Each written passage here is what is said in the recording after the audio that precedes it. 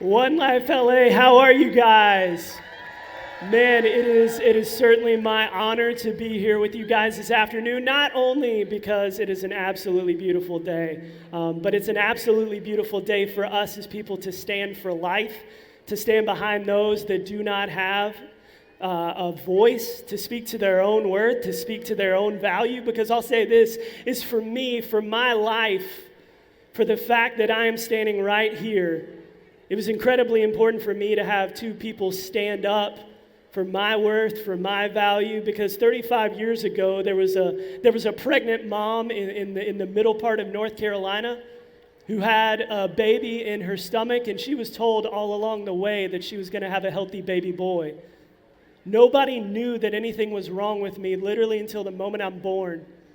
And the doctor there in the delivery room, he's holding this armless baby boy, and there's a hush that falls over the delivery room. Nobody's laughing. Nobody's excited. Everybody's quiet. There's not a child crying in the delivery room because I'm not breathing. I'm not moving. And the doctor tries to find my pulse, and he can't find a pulse, and so he quickly turns to my dad. And he shows me to my dad so dad can see that I don't have arms. And then he asks my dad, do you just want us to let him go? Because looking at a kid like me, what chance does a kid with no arms have? What kind of life is a kid like this going to have? But man, praise God, I had two parents that they didn't need arms to love me. They looked at the baby boy that God in his grace had given them, and they said, no, that's our son, and you do whatever it is you can do to try to bring him back. And so the doctors rush me out, and they start to work on me. And then a matter of minutes later, the doctor walks back in with a kicking, screaming, alive, armless baby boy. And man, and much as you guys just clapped and cheered, I think that was the picture of my parents' heart, was to know that God had not only saved me, but God very clearly had a purpose for me. And in the midst of the peace, what starts to happen is all of these doctors start to come into our room because they all want to check out the armless baby boy. And so they're taking vital signs of me, they're taking measurements, and then every single one of them give a prognosis for the outlook of my life. And it runs the range from this boy will never feed himself, he'll never write, he'll never go to normal school, he won't graduate, he won't get a job. One doctor told my parents, listen, you should just give this boy up for adoption because he's going to be too much work. And again, the world made it very clear how they saw my life. The world looks at kids like me, and we're worthless, simply on the basis of what we bring to the table, our abilities, or maybe in a lot of people's mind, our disabilities.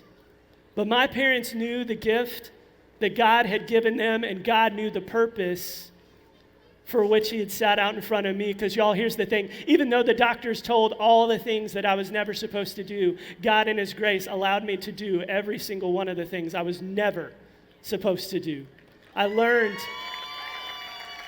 how to write with my feet. I learned how to eat with my feet. I learned how to type on a keyboard with my two big toes. It probably looks like some of your grandparents, but hey, I get it done.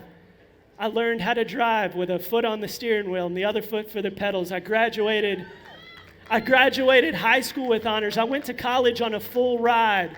There in college, I met the girl of my dreams. We've been married 13 years. We have two amazing kids, a 7-year-old little boy, a 4-year-old little girl. And now, by God's grace, I get to travel the country and tell about the hope that he brings in maybe packages and lives that the world does not think is worth it. And that is why we stand here today, because there are so many kids like me that are told you're not worth it. And it's because we're different. It's because we don't look like you. You know, to realize the fact that there are kids in the womb that are aborted because they have a disability. You know, to think that 66% of children in the United States that are found to have Down syndrome in utero are aborted. All because the world says it's too hard. You're not worth it. But you know what? What God does in his grace is that he forms and fashions each and every one of us while we're still in our mother's womb. And God doesn't make accidents. As he puts us together, he doesn't go, oh man, I forgot this kid's arms. He knew what he was doing when he made me. He knew what he was doing when he made you. And that's why we stand here today, because there are so many kids, not only in the womb, there's so many kids that are out there in the world and they're told they're not good enough because they don't look like the rest of the world. They don't talk like the rest of the world. And we stand here today to give them a voice, to tell them they're worth it. We stand here today to tell these mothers that they're worth it, that just as much as the babies in their womb are made in the image of God, so are they. And so we stand behind these women as image bearers, and we love them, we support them. We stand behind the men involved in this. We stand behind every single person on this planet, realizing that God in his grace has made each of us with purpose to display his glory and his purpose in all the world. That is why we stand here today.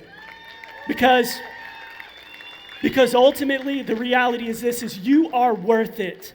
God has made you with purpose to display his glory. God has made this armless man standing in front of you for purpose, for his glory. God is making each and every baby in the womb on this planet right now for his glory and grace. And we stand up today so that they can have a chance, so that their worth can be known. Let your voice be heard so their voice can be heard. Thank you.